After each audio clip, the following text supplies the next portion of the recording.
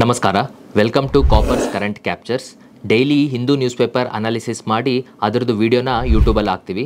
ನಾವು ಹಿಂದೂ ನ್ಯೂಸ್ ಪೇಪರಿಂದು hand written notes ಅವತ್ತಿನ ದಿನದ್ದು ಸಂಕ್ಷಿಪ್ತವಾಗಿ ನಮ್ಮ Telegram channel as well as Copperage ಆ್ಯಪಲ್ಲಿ ನಿಮಗೆ ಅವೈಲೇಬಲ್ ಇರುತ್ತೆ.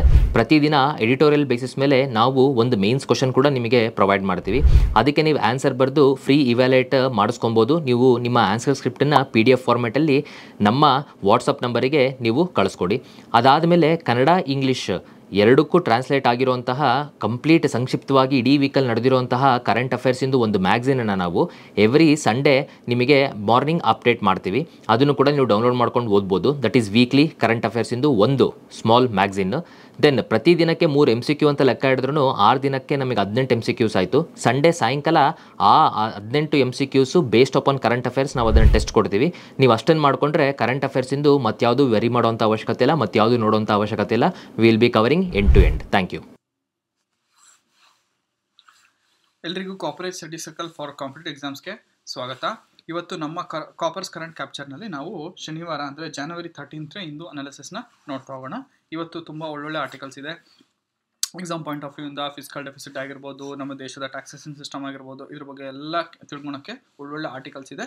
ನೋಡ್ತಾ ಹೋಗೋಣ ಮುಂದೆ ನಾವು. ಓಕೆ, ನೋಡಿ ಇಲ್ಲಿ ಬಂದಾಗ ಮೊದಲಿಗೆ ಏನಿದೆಪ್ಪ ಅಂತಂದರೆ ಗವರ್ನೆನ್ಸಿಗೆ ರಿಲೇಟೆಡ್ ಆಗೋಂಥದ್ದು ಒಂದು A case dairy for the Indian police ಅಂತ ಒಂದು ಆರ್ಟಿಕಲ್ ಇದೆ.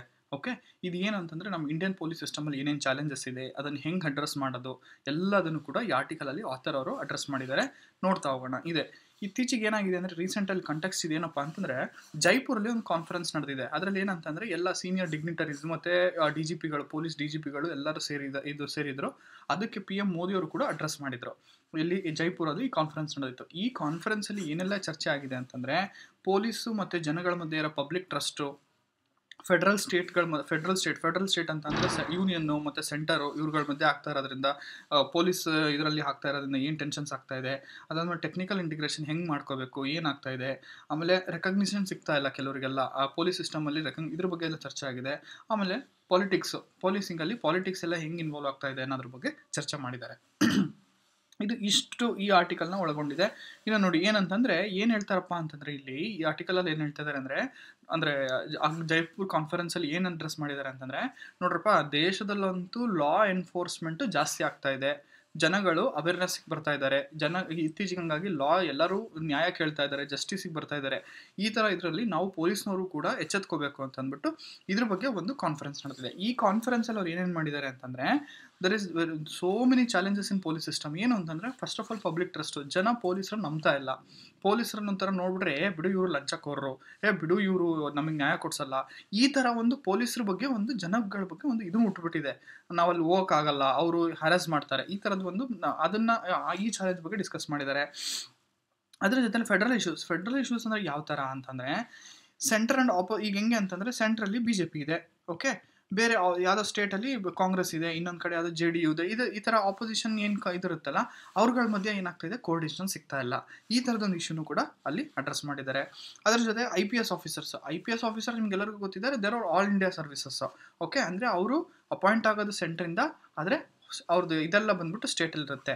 ಸೊ ಇವ್ರು ಏನು ಮಾಡ್ತಾ ಇದ್ದಾರೆ ಅಂತಂದರೆ ಕೆಲವು ಸ್ಟೇಟ್ಗಳಿಗೆ ಇರಿಟೇಟ್ ಆಗಿದ್ದಾರೆ. ರೀಸೆಂಟಾಗಿ ನೀವು ನೋಡಿರ್ಬೋದು, ವೆಸ್ಟ್ ಬೆಂಗಾಲಲ್ಲಿ ಈ ಥರದೊಂದು ಏನೋ ಒಂದು ಕೇಸ್ ನಡೆದಿತ್ತು.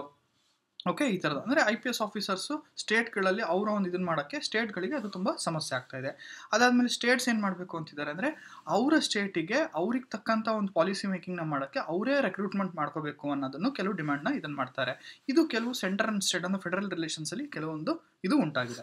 ಅದ್ರ ಜೊತೆಗೆ ಟೆಕ್ನಿಕಲ್ ಅಡಾಪ್ಟೆಡ್ಸ್ ಇತ್ತೀಚೆಗೆ ಏನಾಗ್ಬಿಟ್ಟಿದೆ ಅಂತಂದರೆ ಅನ್ಎಂಪ್ಲಾಯ್ಮೆಂಟ್ ಜಾಸ್ತಿ ಆಗಿರೋ ಕಾರಣ ಎಲ್ಲರೂ ಏನು ಮಾಡ್ತಾ ಇದ್ದಾರೆ, ಪೊಲೀಸ್ ಸರ್ವಿಸ್ನ ಆಯ್ಕೆ ಮಾಡ್ಕೋತಾ ಇದ್ದಾರೆ.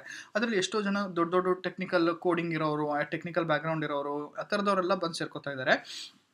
ಹಂಗಾಗಿ ತುಂಬ ಟೆಕ್ ಸೇವಿ ಆಗಿಬಿಟ್ಟಿದ್ದಾರೆ ಅವರು. ಓಕೆನಾ, ಅದಾದಮೇಲೆ ಹೇಳಿದ್ನಲ್ಲ ಹೈ ಅನ್ಎಂಪ್ಲಾಯ್ಮೆಂಟಿಂದ. ಆಮೇಲೆ ಎಜುಕೇಟೆಡ್ ಇರ್ತಾರೆ, ಆದರೆ ತುಂಬ ಒಂದು ಅವರಿಗೆ ಟೆಕ್ನಿಕಲ್ ಇನ್ನೂ ಸ್ವಲ್ಪ ಕೆಲವರು ನಾಲೆಡ್ಜ್ ಇರೋದಿಲ್ಲ, ಅಂಥವರು ಕೂಡ ಇದ್ದಾರೆ ಇದರಲ್ಲಿ. ಓಕೆ, ಇದಾದಮೇಲೆ ಏನಂತ ಹೇಳ್ತಾರೆ ಅಂತಂದರೆ need for education and empathy ಏನಂದರೆ ಈ ಕಾನ್ಫರೆನ್ಸಲ್ಲಿ ಏನು ಹೇಳಿದ್ದಾರೆ ಅಂತಂದರೆ, ನೀವು ಸೀನಿಯರ್ ಆಫೀಸರ್ಸ್ ಏನಿದ್ದೀರಲ್ಲಪ್ಪ, ನೀವು ಒಂದು ಸ್ವಲ್ಪ ನಿಮ್ಮ ಜೂನಿಯರ್ಸಿಗೆ ಒಂದು ಸ್ವಲ್ಪ ಅದ್ರ ಬಗ್ಗೆ ನಾಲೆಡ್ಜು, ಎಂಪತಿ, ಇಂಟಿಗ್ರಿಟಿ ಇದ್ರ ಬಗ್ಗೆ ಎಲ್ಲ ಒಂದು ಸ್ವಲ್ಪ ಪಾಠ ಮಾಡಿರಿ. ನಿಮ್ಮ ಟೈಮ್ಗಳನ್ನ ತೊಗೊಂಡು ಅವರಿಗೆ ಪಾಠ ಮಾಡೋದ್ರಲ್ಲಿ ಒಂದು ಸ್ವಲ್ಪ ಟೈಮ್ ತೊಗೊಂಡು ಹೆಲ್ಪ್ ಮಾಡಿರಿ ಅಂತ ಅಂದ್ಬಿಟ್ಟು ಕೂಡ ಹೇಳಿದ್ದಾರೆ.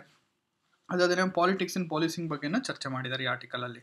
ಓಕೆನಾ, ಅಂದರೆ ಹೆಂಗೆ ಪಾಲಿಟಿಷಿಯನ್ಸು ಅವರು ಒಂದು ಫೇವರ್ ಹಿಂಗೆ ಇದು ಮಾಡೋಕ್ಕೆ ಅವ್ರ ಮೇಲೆ ಪ್ರೆಷರ್ ತರ್ತಾರೆ, ಪೊಲೀಸ್ ಮೇಲೆ ಪ್ರೆಷರ್ ತರ್ತಾರೆ ಅನ್ನೋದು ಕೂಡ ಈ ಆರ್ಟಿಕಲಲ್ಲಿ ಚರ್ಚೆ ಆಗಿದೆ. ಇದು ನಮ್ಮ ಗವರ್ನೆನ್ಸ್ ಟಾಪಿಕಿಂದ ಇಂಪಾರ್ಟೆಂಟ್ ಆಗಿದೆ, ನೀವು ಇದನ್ನೆಲ್ಲ ಒಂದ್ಸತಿ ನೋಡ್ಕೋಬೇಕು. ಓಕೆ, ಇದನ್ನು ಹೇಳ್ತಾ ನಮ್ಮ ನೆಕ್ಸ್ಟ್ ಆರ್ಟಿಕಲಿಗೆ ಬರೋಣ. ನೆಕ್ಸ್ಟ್ ಆರ್ಟಿಕಲ್ ಬಂದ್ಬಿಟ್ಟು ಏನಂತಂದರೆ ರೋಬಸ್ಟ್ ರೆವೆನ್ಯೂಸ್ ಅಂತ.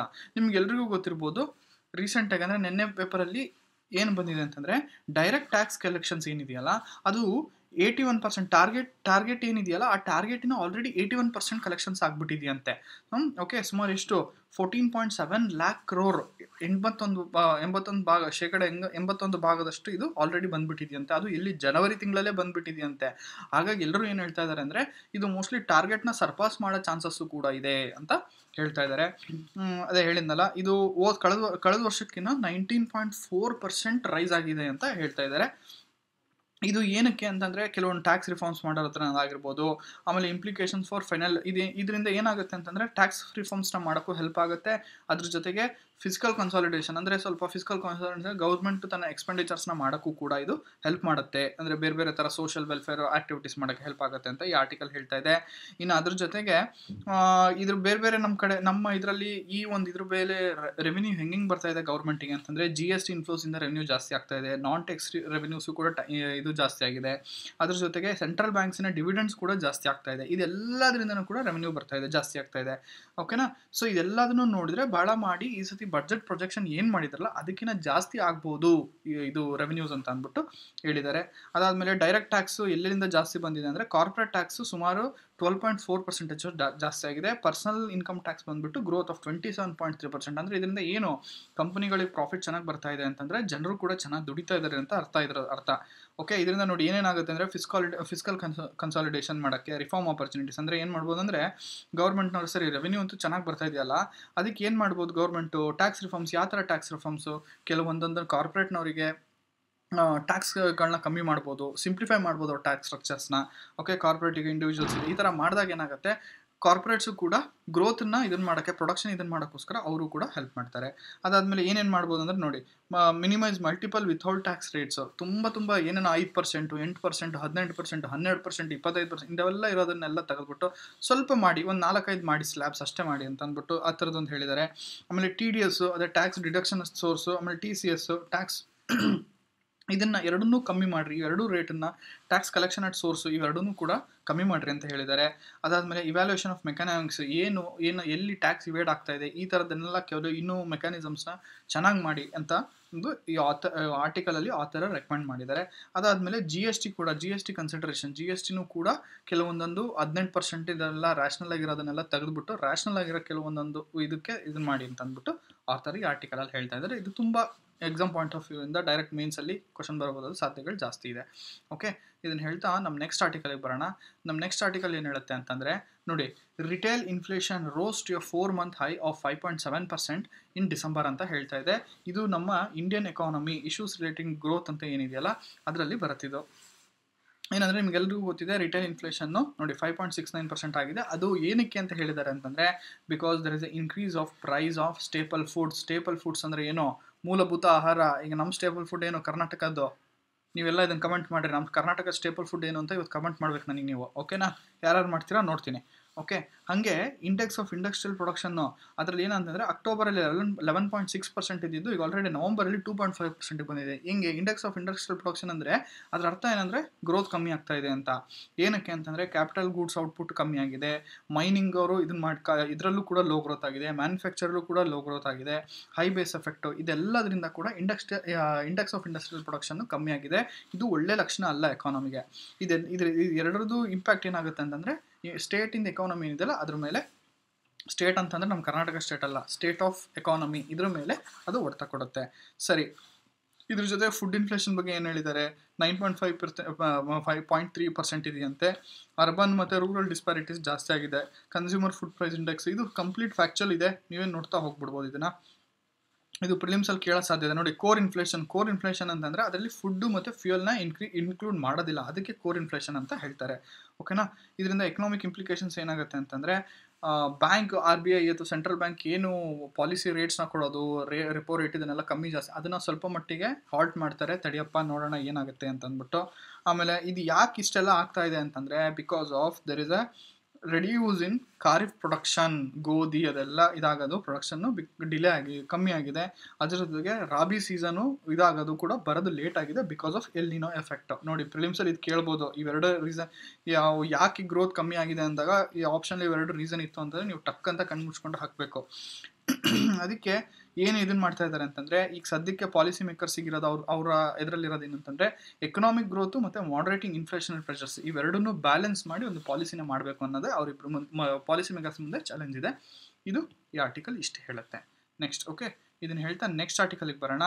ನೆಕ್ಸ್ಟ್ ಆರ್ಟಿಕಲ್ ಏನು ಹೇಳುತ್ತೆ ಅಂತಂದರೆ, ಇದು ನೋಡಿ GS2ನ ಇಂಡಿಯನ್ ಪಾಲಿಟಿ ಪಾರ್ಲಿಮೆಂಟ್ ಫಂಕ್ಷನ್ ಅದು ಏನು ಬರುತ್ತಲ್ಲ ಅದರಲ್ಲಿ ಇಂಪಾರ್ಟೆಂಟ್ ಇದು ಏನಂದರೆ, supreme court refuses to stay law on CEC ಅಂದರೆ ಚೀಫ್ ಎಲೆಕ್ಷನ್ ಕಮಿಷನರು ಮತ್ತು EC election commissioner selection issues notice to government. ಇದು ಏನು ಹೇಳುತ್ತೆ ಅಂತಂದರೆ, ಇತ್ತೀಚೆಗೆ ಸುಪ್ರೀಂ ಕೋರ್ಟ್ ಏನು ಮಾಡ್ತು ಅಂತಂದರೆ ಒಂದು ಪೆಟಿಷನ್ ಹೋಗಿತ್ತು, ಆ ಪೆಟಿಷನನ್ನು ರಿಜೆಕ್ಟ್ ಮಾಡಿ ಸ್ಟೇ ತರಕ್ಕೆ. ಏನು ಸ್ಟೇ ಅಂತಂದರೆ, ಎಲೆಕ್ಷನ್ ಕಮಿಷನನ್ನು ಒಂದು ಸೆಲೆಕ್ಷನ್ ಇದರೊಳಗಡೆ ಸೆಲೆಕ್ಷನ್ ಕಮಿಟಿ ಒಳಗಡೆ ಯಾರ್ಯಾರು ಇರಬೇಕು ಅಂತಂದರೆ ಪ್ರೈಮ್ ಮಿನಿಸ್ಟರ್ ಇರಬೇಕು ಮತ್ತು ಒಬ್ಬರು ಯೂನಿಯನ್ ಮಿನಿಸ್ಟರ್ ಇರಬೇಕು ಅಂತ ಅಂದ್ಬಿಟ್ಟು ಇತ್ತೀಚೆಗೆ ಒಂದು ಹೊಸ ಲಾ ತಂದಿದ್ದಾರೆ.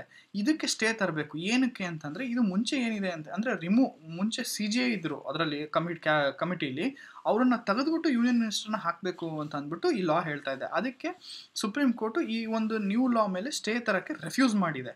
ಓಕೆ, ರೆಫ್ಯೂಸ್ ಮಾಡಿ. ಯಾಕೆಂದರೆ ಇದರಲ್ಲಿ ಲೀಗಲ್ ಚಾಲೆಂಜ್ ಇದೆ. ಲೀಗಲ್ ಚಾಲೆಂಜ್ ಏನಿದೆ ಅಂತಂದರೆ, ಇದು ಮೊದಲು ಫಸ್ಟ್ ಆಫ್ ಆಲ್ ಇದೊಂದು ಸುಪ್ರೀಂ ಕೋರ್ಟ್ ಜಡ್ಜ್ಮೆಂಟ್. ಮುಂಚೆ ಇದೇನು CJI ಅದೆಲ್ಲ ಕಮಿಟಿ ಇಟ್ಕೋಬೇಕು ಅಂತ ಹೇಳಿತಲ್ಲ, ಅದು ಕೂಡ ಒಂದು ಸುಪ್ರೀಂ ಕೋರ್ಟ್ ಜಡ್ಜ್ಮೆಂಟ್ ಆಗಿರುತ್ತೆ.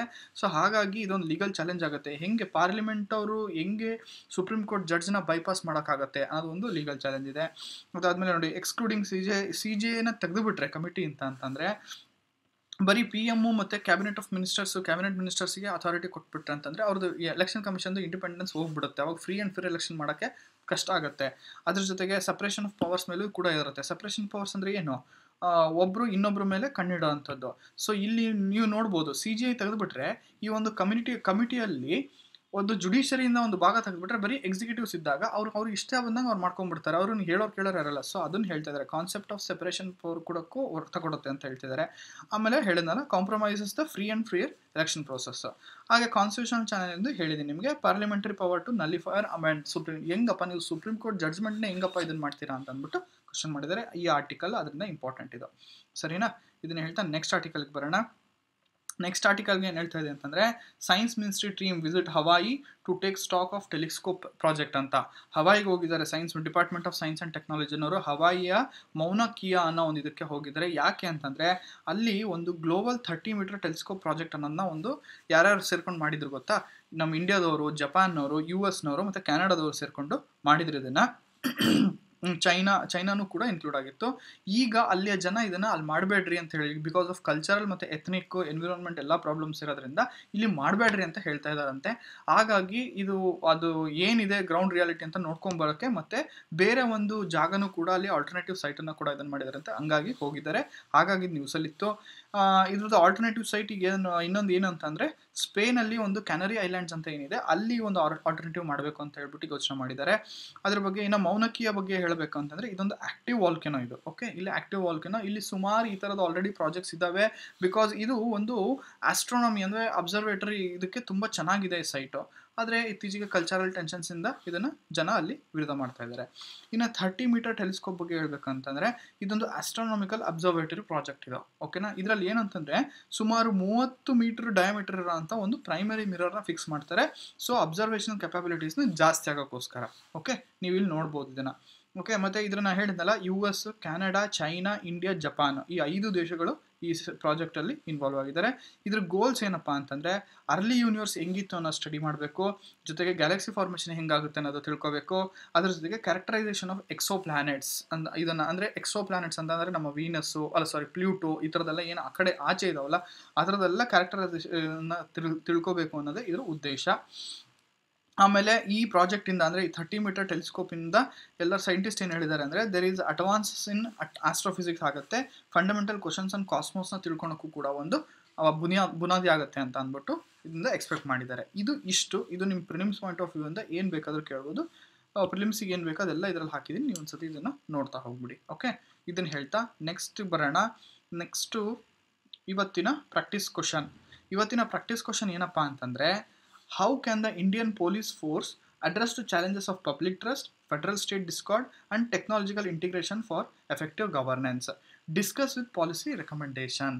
ಅಂದರೆ ಹೌ ಕ್ಯಾನ್ ಅಂದರೆ ನೋಡಿ, ಕನ್ನಡದಲ್ಲಿ ಭಾರತೀಯ ಪೊಲೀಸ್ ಪಡೆ ಸಾರ್ವಜನಿಕ ನಂಬಿಕೆ, ಫೆಡರಲ್ ರಾಜ್ಯ ಅಪಶ್ರುತಿ ಮತ್ತು ಪರಿಣಾಮಕಾರಿ ಆಡಳಿತಕ್ಕಾಗಿ ತಾಂತ್ರಿಕ ಏಕೀಕರಣದ ಸವಾಲುಗಳನ್ನು ಹೇಗೆ ಪರಿಹರಿಸಬಹುದು, ನೀತಿ ಶಿಫಾರಸುಗಳೊಂದಿಗೆ ಚರ್ಚಿಸಿ, ಅಂದರೆ ಪಾಲಿಸಿ ರೆಕಮೆಂಡೇಶನ್ಸ್ನ ಮಾಡಿ ಅಂತ ಅಂದ್ಬಿಟ್ಟು ಇದೆ. ನೀವು ಇದನ್ನು ಬ್ರೀಫಾಗಿ ಬರೀಬೇಕು. 250 ವರ್ಡ್ಸು, 15 ಅಂಕಗಳಿಗಿದೆ ಇದು. ನೀವು ಎಲ್ಲರೂ ಬರೆದು ಇದನ್ನು ಮಾಡ್ತೀರಾ ಅಂತ ಅಂದ್ಕೊಂಡಿದ್ದೀನಿ. ಹಾಗೆ ನಿಮಗೆ ನಾವು ಕೊಡ್ತಾ ಇರೋ ಕಂಟೆಂಟ್ ಎಲ್ಲ ಇಷ್ಟ ಆಗಿತ್ತು ಅಂದರೆ ಲೈಕ್ ಮಾಡಿ, ಶೇರ್ ಮಾಡಿ, ಹಾಗೆ ಸಬ್ಸ್ಕ್ರೈಬ್ ಮಾಡ್ತಾ ಹೋಗಿ. ಕಂಟೆಂಟ್ ಬಗ್ಗೆ ಯಾವುದೇ ಚಿಂತೆ ಬೇಡ, ಕಂಟೆಂಟ್ ನಿಮಗೆ ತುಂಬಾ ಕ್ವಾಲಿಟಿ ಕಂಟೆಂಟ್ ಸಿಗುತ್ತೆ. ನಾವು ತುಂಬ ಇದ್ರ ಮೇಲೆ ಎಲ್ಲ ಟೀಮು ತುಂಬಾ ಇದ್ರ ಮೇಲೆ ವರ್ಕ್ ಮಾಡ್ತಾ ಇದ್ದೀವಿ, ಕಂಟೆಂಟ್ ಮೇಲೆ. ನಿಮಗೆ ಎಕ್ಸಲೆಂಟ್ ಕ್ವಾಲಿಟಿ ಕಂಟೆಂಟ್ ಸಿಗಬೇಕು ಅಂತ ಅಂದ್ಬಿಟ್ಟು. ಸೊ ನೀವು ಇದನ್ನು ಅಷ್ಟೇನೇ ರಿಲೇ ಆದರೂ ಕೂಡ ಕರೆಂಟ್ ಅಫೇರ್ಸ್ ಪೋರ್ಷನು ನಿಮಗೆ ಡೈಲಿ ನಡ್ಕೊಂಡು ಹೋಗುತ್ತೆ, ನಿಮ್ಮ ಪ್ರಿಪ್ರೇಷನ್ಲಿ ತುಂಬ ಹೆಲ್ಪ್ ಆಗುತ್ತೆ. ಓಕೆ, ಇದನ್ನು ಹೇಳ್ತಾ ಇವತ್ತಿನ ಸೆಷನ್ನ ನಾನು ಇಲ್ಲಿಗೆ ಮುಗಿಸ್ತಾ ಇದ್ದೀನಿ. ಎಲ್ರಿಗೂ ಥ್ಯಾಂಕ್ ಯು. ಜೈ ಹಿಂದ್, ಟೇಕ್ ಕೇರ್, ಬಾಯ್.